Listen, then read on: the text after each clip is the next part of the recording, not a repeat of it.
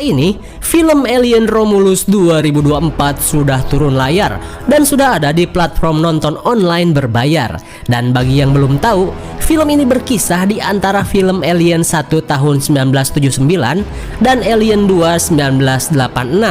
Oke lah, karena film ini sangat panjang dan penuh ketegangan, mending kita langsung saja. Dan bagi yang sudah nonton di channel lain, kalian rasakan sendiri perbedaannya channel lain. Dan jika kalian suka dengan channel ini, seperti biasa sih langsung aja biar nggak ketinggalan video menarik lain. Film ini berkisah di tahun 2142 atau sekitar 49 tahun sejak ekspedisi Prometheus mencari sang pencipta. Terlihat pesawat kargo autopilot milik perusahaan Weyland berhasil menemukan sebuah meteorit di antara puing-puing pesawat Nostromo yang pernah digunakan oleh kru pesawat Ripley di Alien 1.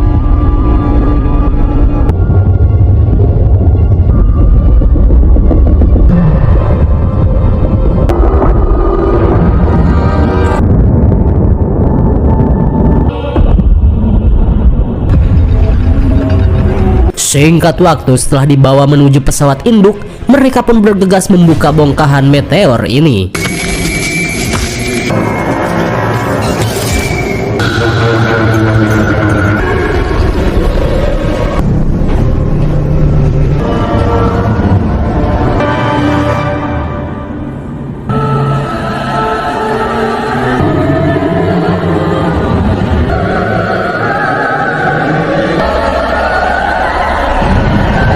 Dan bisa kita lihat, rupanya meteorit ini berisi sosok alien yang pernah Ripley buang keluar angkasa. Lalu, film Alien Romulus pun baru dimulai. Singkat waktu 5 bulan kemudian, scene beralih pada seorang kewes cantik bernama Rain yang terbangunkan suara pengumuman para pekerja tambang. Selang beberapa saat, Rain dan saudaranya yang bernama Andy mengawali aktivitasnya dengan sarapan terlebih dulu. Sure, it's Mr. Finch.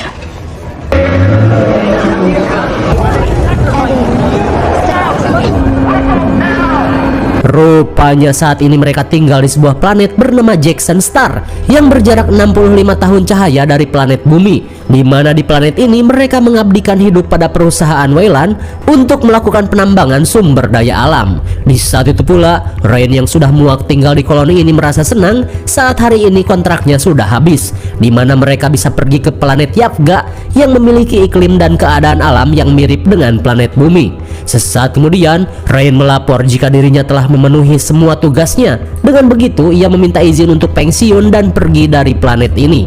Akan tetapi si petugas berkata jika Rain belum memenuhi syarat untuk pulang, di mana akibat kurangnya para pekerja, syarat kontrak dirubah menjadi 24.000 jam. Jadi Rain harus bekerja sampai 5 tahun ke depan. Eta si boy. Hingga di tengah percekcokan, Rain pun panik saat melihat Andy dibully para bocil.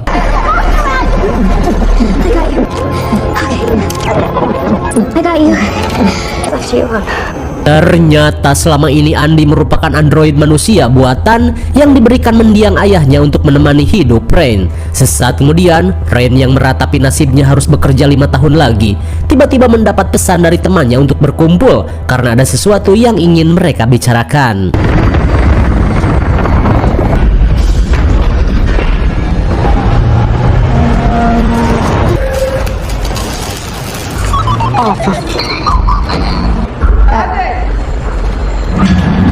Why? All right, go inside. I'll be there in a second.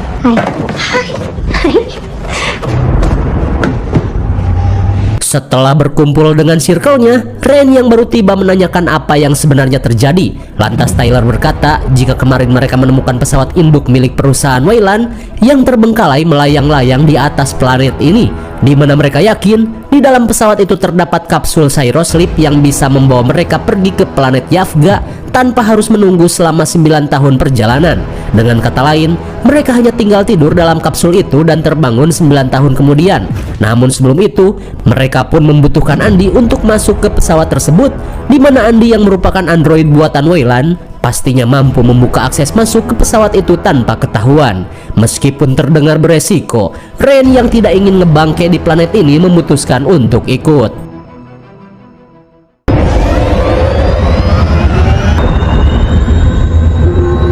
Beberapa saat kemudian mereka pun bersiap pergi menggunakan pesawat pengangkut bernama Corbelan. Lalu kewes botak bernama Navarro meminta semua orang untuk bersiap. Hydro, please. They are armed. Right, take a good look. Good? Okay.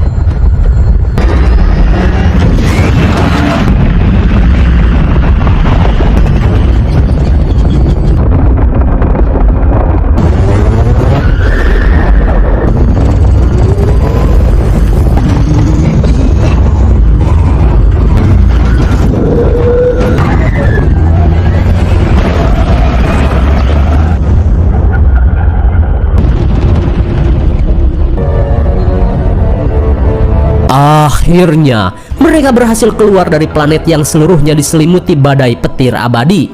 Dan kini mereka pun takjub saat melihat cahaya matahari, di mana sejak kecil mereka tidak pernah melihat cahaya matahari. Lantas mereka berkata, jika kita sampai di planet Yafga, cahaya matahari bisa mereka nikmati setiap harinya. Dan dengan kapsul Cyrosleep, kita hanya akan merasa tidur satu malam saja dan besoknya kita sudah sampai di planet Yafga. Hingga ketika mereka mendekati pesawat itu, Tyler pun kaget saat mendapati informasi jika pesawat induk itu akan menabrak cincin planet dalam waktu 36 jam ke depan. Namun mereka yakin misi membawa kapsul ini maksimal hanya memerlukan waktu 30 menit saja.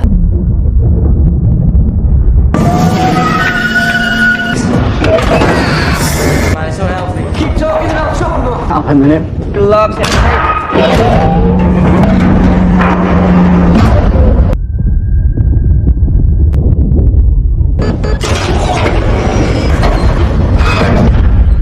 It's a temp scanner. Andy.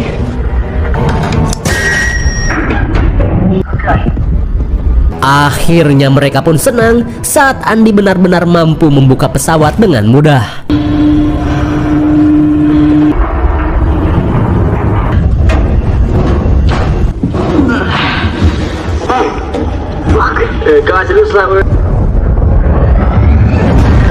Ternyata generator gravitasi di pesawat ini error, di mana kadang gravitasinya aktif dan terkadang non-aktif.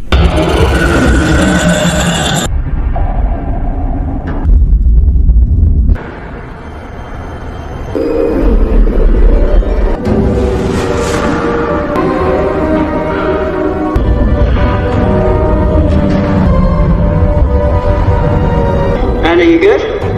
Yeah.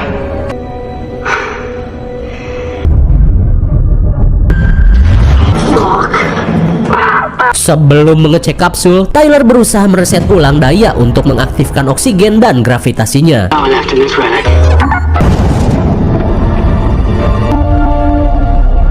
I'm back.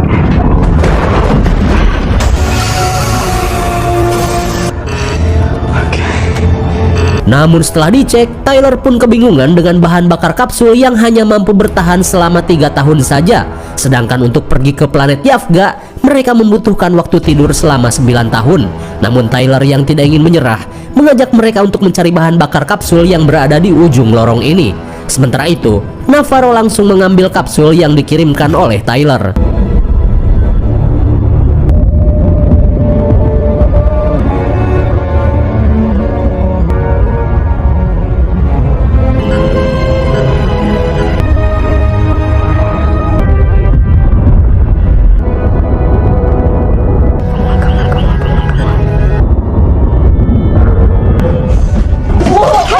Setelah mengamankan kapsul, Rain pun merasa heran saat melihat adik Tyler yang bernama Kay tiba-tiba muntah. Lantas Kay berkata, jika kini aku sedang hamil. Namun Kay yang takut dimarahi kakaknya, meminta Rain untuk merahasiakannya sampai mereka tiba di planet Yafga. Di saat itu pula, Navarro kembali menempelkan pesawat untuk menjemput Tyler yang sedang mencari energi kapsul. From in here. Yeah. Look at this. Huh? It's a joke.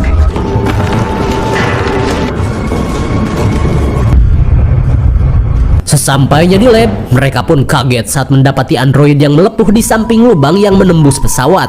Tyler pun menduga jika di tempat ini sempat terjadi kecelakaan akibat cairan kimia. Di tengah keheranan, Tyler mengajak mereka untuk segera melakukan pencarian. You want to take the torch, please? Fuel up. Setibanya di ruang pendingin, akhirnya mereka menemukan energi kapsul yang lebih dari cukup. Lantas, Tyler yang kesulitan meminta Bejon untuk membantunya. Wait.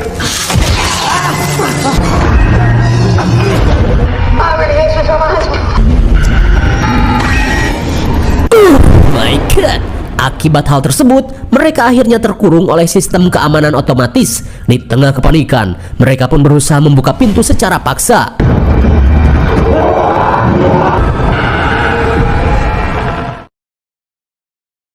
Beberapa saat kemudian, Navarro dan Rain bergegas menyusul tim Tyler yang terjebak. Pathetic. We're just trespassing. So here. They're in there. Saat semua akses terkunci, Rain yang melihat android rusak berniat mengambil modulnya untuk dipasangkan pada Andy. Ia pun berharap modul dari android ini memiliki akses untuk mengaktifkan semua yang ada di pesawat ini. Namun di saat itu pula, Andy pun heran saat melihat banyaknya ternak spesies aneh yang tiba-tiba aktif seiring dengan suhu yang semakin meningkat.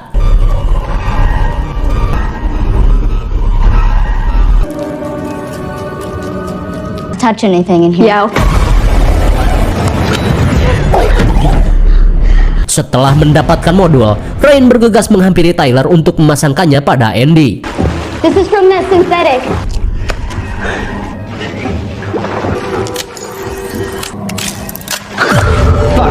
Take a couple of minutes.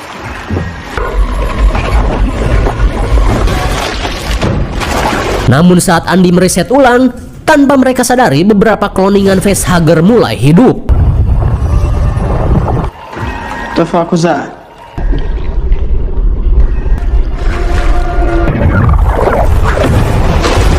Yeah, I'm not playing around. There's something in the water.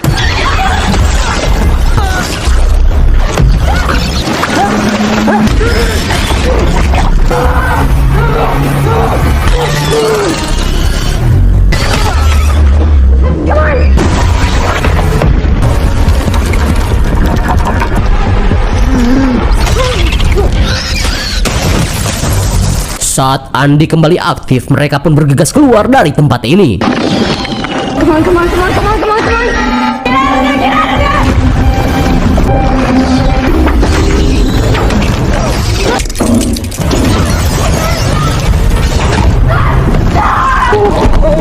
Stay still, stay still. Stop, you gotta stop.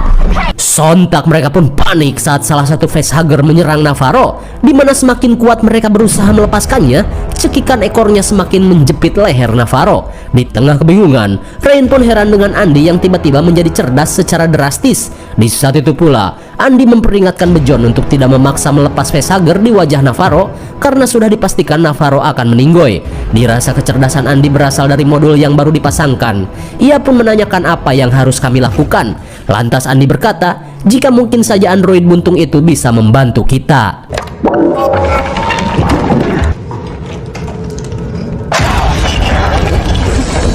Setelah aktif, ternyata android bernama Rookie ini diprogram oleh Wayland Corp untuk mengembangkan penelitian di tempat ini. Setelah diberitahu jika penelitian itu telah gagal, mereka pun menanyakan cara untuk melepaskan facehugger di tubuh Navarro. Akan tetapi Rook malah memperingatkan mereka untuk segera pergi sebelum terlambat dan menghabisi Navarro. Karena saat ini, facehugger sedang menanamkan benihnya yang akan menyatu dengan DNA Navarro. Dan yang lebih mengerikan, pertumbuhan benih itu akan berkembang sangat cepat hingga nantinya muncul dari tubuh Navarro sosok alien yang seperti berada di atas mereka. Rook pun menjelaskan jika 20 tahun lalu alien bernama Xenomorph ini telah dilempar keluar angkasa oleh satu-satunya survivor bernama Ripley. Hingga 5 bulan lalu, tim pesawat ini berniat menelitinya dengan mengambil kembali alien yang sudah menjadi batu karena diduga sudah mati. Akan tetapi dugaan mereka salah, di mana Xenomorph ini masih hidup dan membuat kekacauan. Namun untungnya, pasukan yang tersisa berhasil menghabisinya. Akan tetapi darah dari makhluk ini merupakan zat asam sampai membuat pesawat ini berlubang. Hingga di tengah obrolan, Rain mempunyai ide untuk menyemprotkan bahan bakar kapsul bersuhu dingin untuk melepaskan facehugger.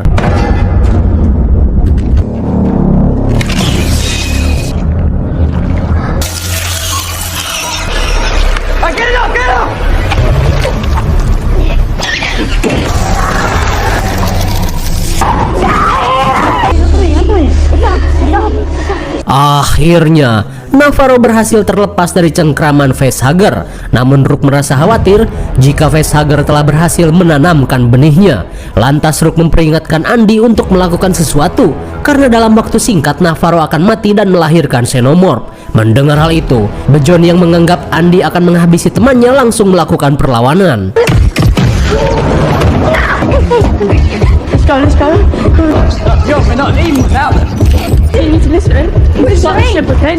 Today, I can finally help. Saat Andy kembali aktif, ia berkata jika Navarro tidak boleh lolos dari pesawat ini.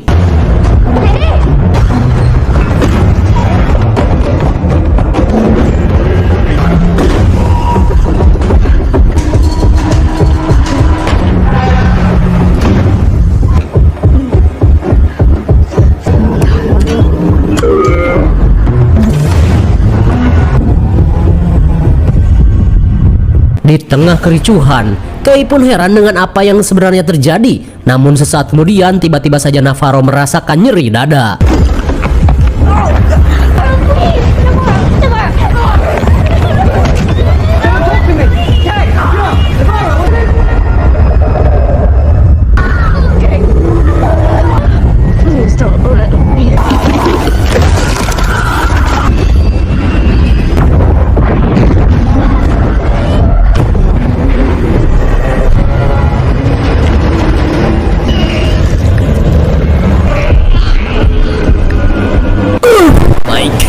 Benar saja, bayi Xenomorph pun lahir dari tubuh Navarro.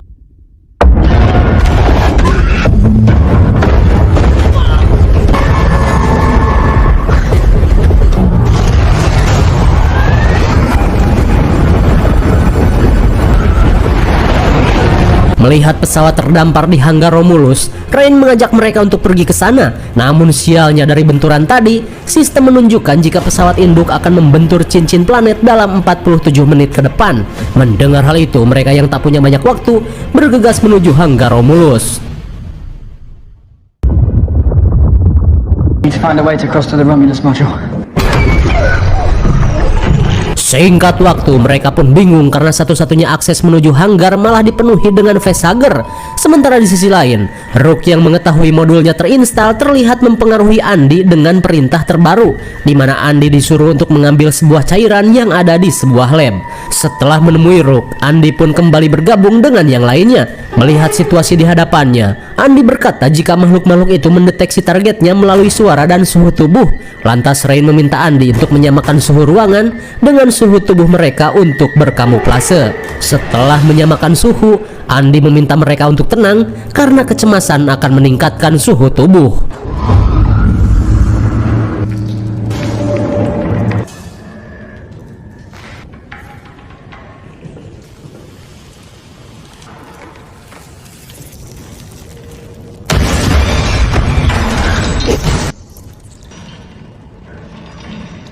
Sementara di sisi lain, Kay berusaha mencari keberadaan Bjorn. Hingga sesaat kemudian, Kay pun panik saat menemukan kulit alien yang sudah mengelupas.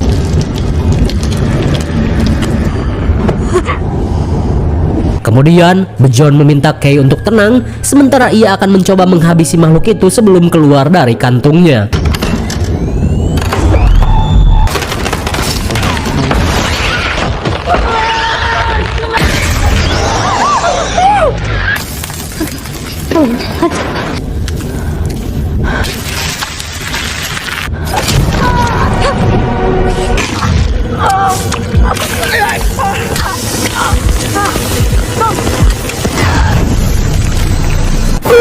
My God, Bjorn pun harus tewas terkena darah alien yang merupakan zat asam tinggi.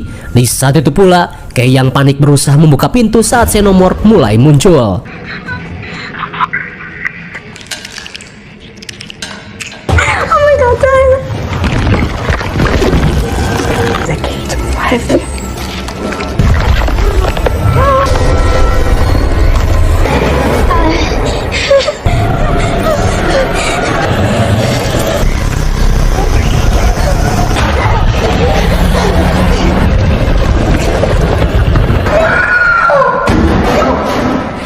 Menyadari adiknya dalam bahaya, kini facehugger mendeteksi suhu tubuh Tyler. Run.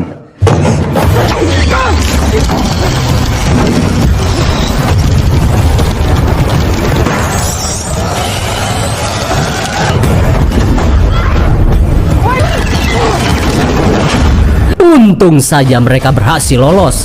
Lantas, Andy langsung mengajak mereka untuk bergegas ke hanggar Romulus.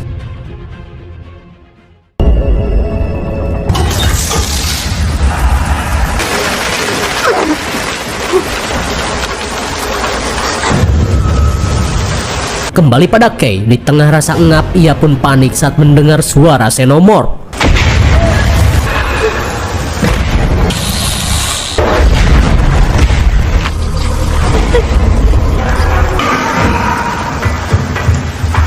Dirasa ini kesempatan, Kay pun bergegas mencari pintu keluar.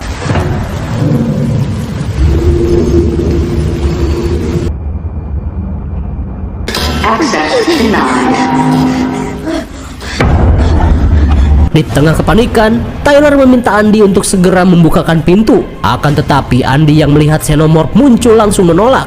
Terlebih kini Xenomorph sedang menunggu waktu yang tepat untuk menyerang. Do you hear what I'm saying? Come on, what are you doing? Please. No, why would you help me? Please. Open the fucking...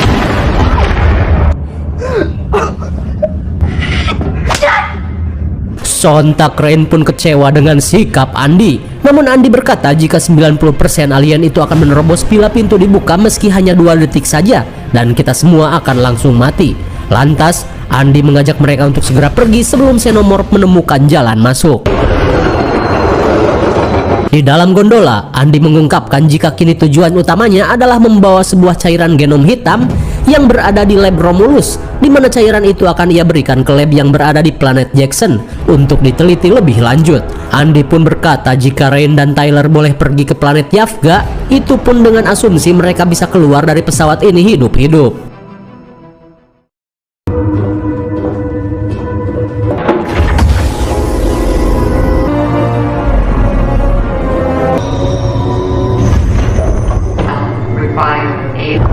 Where is that? Di lab Romulus, Rook yang terhubung menjelaskan semuanya, di mana cairan hitam ini awalnya ditemukan oleh bos Weyland dan android kepercayaannya yang bernama David di planet LV-223, di mana ketika itu mereka sedang mencari sang pencipta dari seluruh kehidupan di bumi. Tak cuman itu, cairan ini mampu menciptakan spesies baru sesuai dengan DNA makhluk hidup lain dan kondisi lingkungannya. Dengan kata lain, genom ini merupakan tetesan dari awal mula penciptaan makhluk hidup. Dan di lab ini, Rook dan beberapa ilmuwan berhasil melakukan pengembangan dengan menyuling cairan ini menggunakan beberapa facehugger, hingga cairan ini mampu meregenerasi sel yang sudah mati. Setelah mendapatkan beberapa sampel, Andy langsung mengajak mereka untuk segera pergi. Tapi di saat itu pula, Rain melihat Xenomorph berhasil masuk ke dalam pesawat. Lantas apa boleh buat, Andy pun berniat memberikan senjata pada Rain dan Tyler untuk berjaga-jaga, di mana senjata ini memiliki sistem auto aim yang mempermudah penggunanya, di mana meski penggunanya memiliki aim busuk, dengan senjata ini dijamin pro bagaikan nge-cheat. Halfway. See?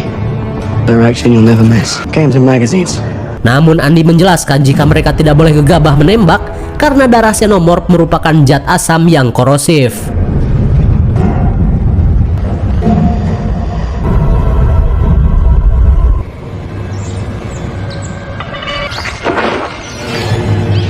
Namun tanpa mereka sadari jika cairan itu belum sempurna dan membuat tikus percobaan tadi menjadi monster yang mengerikan.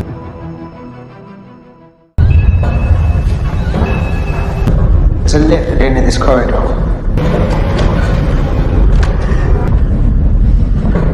Here for quite some time.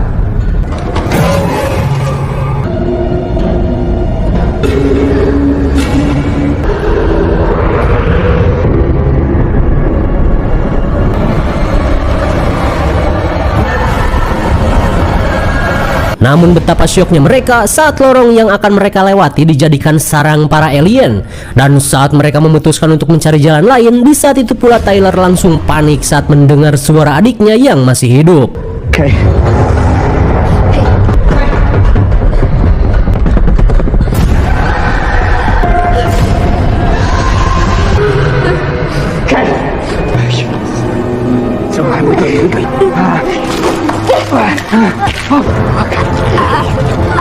Melihat keadaan Kay yang masih hidup, Andy pun merasa jika ini adalah jebakan. Namun Tyler meminta tolong pada Andy untuk melakukan sesuatu pada adiknya yang sekarat. Mendengar hal itu, Andy pun memberikan cairan hitam untuk digunakan. Namun Rain yang ragu meminta Tyler untuk bersabar dan segera membawa Kay menuju pesawat.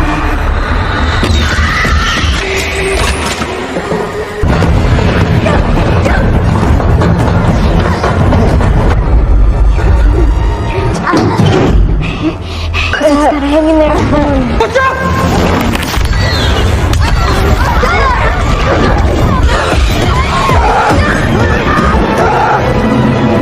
Malang sekali, Tyler pun harus tersengat xenomorph. Dalam sekaratnya, Tyler melihat begitu banyak xenomorph yang bersarang di tempat ini.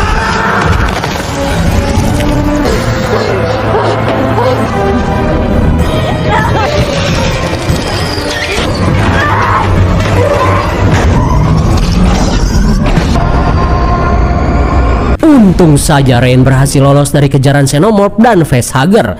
Melihat Andy terkapar, Rain yang khawatir bertekad untuk kembali. Sambil menitipkan cairan hitam, Kay diminta untuk segera pergi ke pesawat.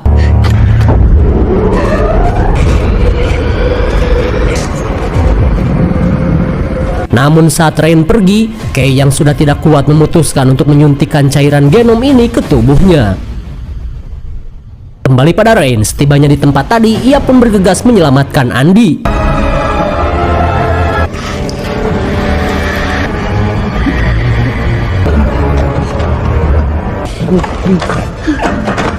Let me take it out.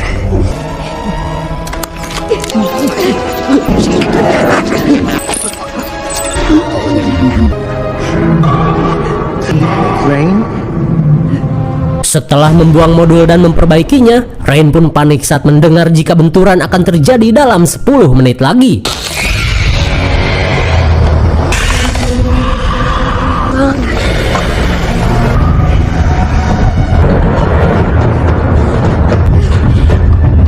Di tengah kepanikan, Andy yang kembali ke settingan pabrik tidak mampu membuka pintu, sementara para alien mulai mendekati mereka. Hingga di tengah keputusasaan, tiba-tiba Rain mempunyai ide untuk melawan xenomorph tanpa merusak kapal dengan cairan asamnya.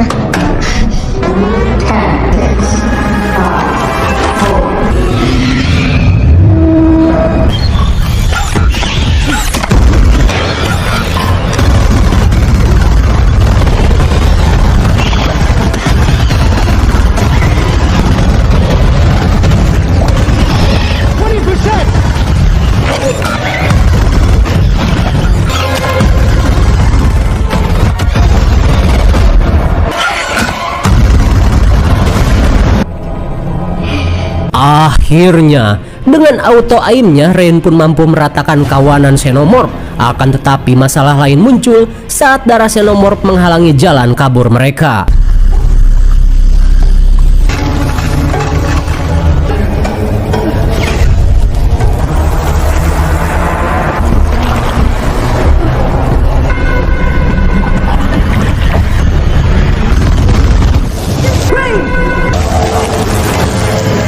Akhirnya, mereka berhasil melewati rintangan itu, dan kini mereka bersiap untuk meluncur ke atas sebelum anti-gravitasi habis.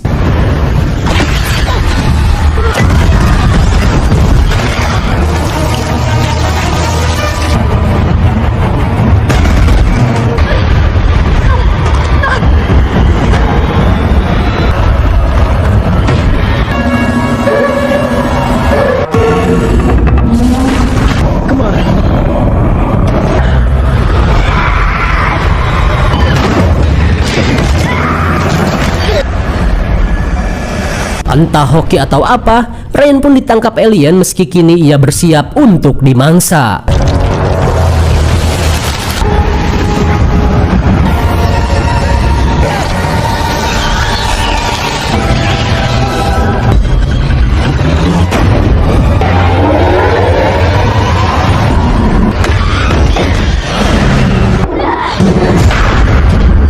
Lagi-lagi hoki, selain para alien yang tergeprek, lubang udara pun terhalangi oleh lift. Namun sesaat kemudian, xenomorph dan facehugger akan menyerang bersama-sama.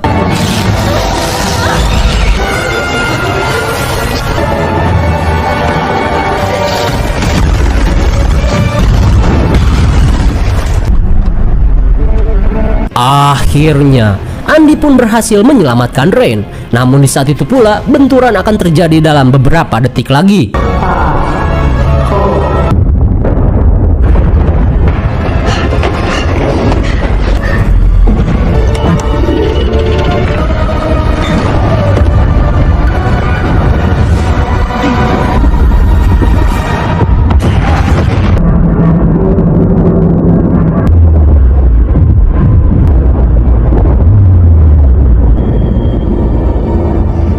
Tepat pada waktunya, pesawat berhasil take off sebelum pesawat Romulus hancur secara perlahan di parut cincin planet. Sesaat kemudian, Rain langsung mendahulukan Kay untuk tidur dalam kapsul supaya luka-luka di tubuhnya bisa sedikit dihambat.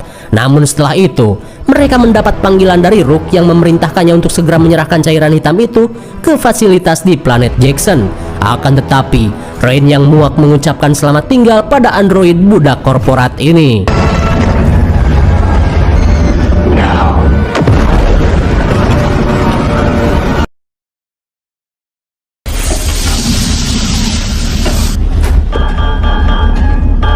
Singkat waktu, Rain yang akan tidur dalam kapsul langsung heran saat mendengar kapsul Kay mengalami error. Dan setelah dicek, rupanya terjadi sesuatu di dalam tubuh Kay. Rupanya efek suntikan genom hitam membuat kandungannya bermutasi.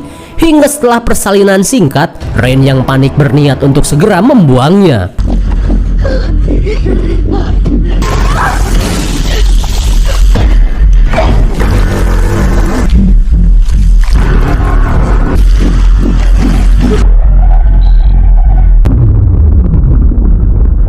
Di tengah kengerian, sistem autopilot tiba-tiba berhenti. Di saat itu pula, Andy yang tersadar langsung panik saat melihat Rain yang tergesa-gesa.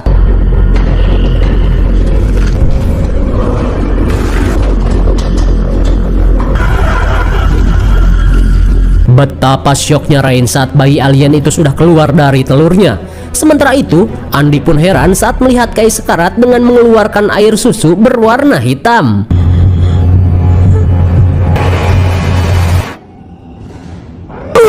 My God, sontak mereka pun syok parah saat melihat bayi alien sudah menjadi dewasa dan ingin mencari susu untuk nutrisinya.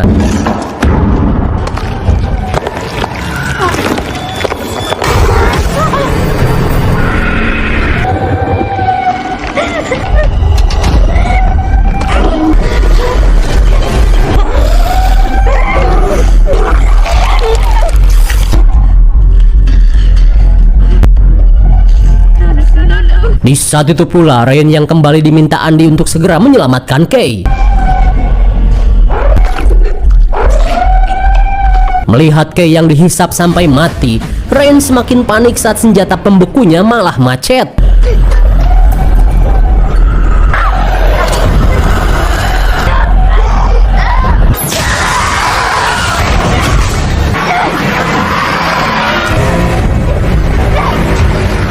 Saat bahan bakar kapsul meledak, suhu seketika menjadi dingin secara drastis. Dan kini, Rain yang hampir membeku berusaha melarikan diri.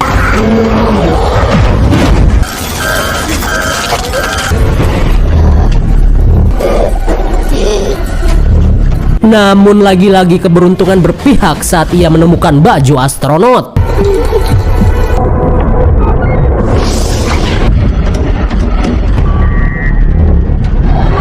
Namun meskipun begitu, teror makhluk ini masih belum berakhir. Lantas, Rain berencana untuk membuang alien ini sama seperti yang dilakukan oleh Ripley.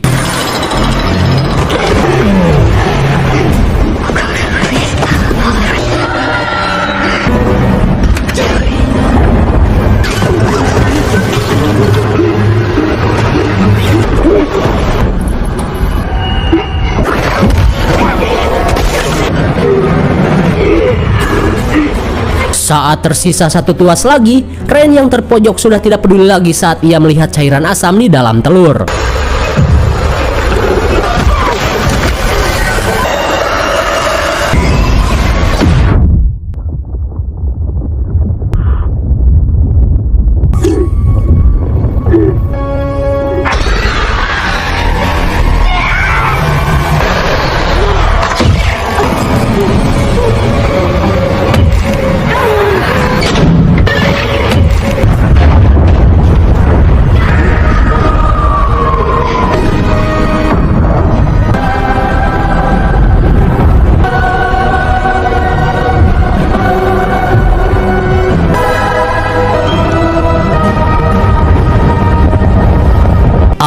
Akhirnya, setelah perjuangan dan keberuntungan yang tiada hentinya, Ryan pun berhasil selamat dari kejadian mengerikan itu.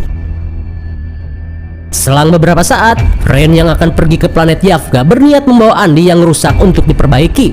Lalu sebelum pergi, Ryan merekam laporannya jika dirinya adalah satu-satunya orang yang selamat di pesawat ini, dan kini ia yang pasrah dengan keadaannya, memaksakan diri pergi ke planet Yavga meskipun belum tentu berhasil.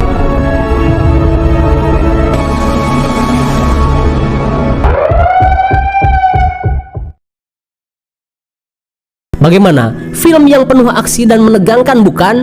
Apa mau dibahas Alien Universe? Tak perlu dijelaskan lagi karena intinya film ini seru, menegangkan dan benar-benar tidak dikasih nafas sejak kemunculan facehugger.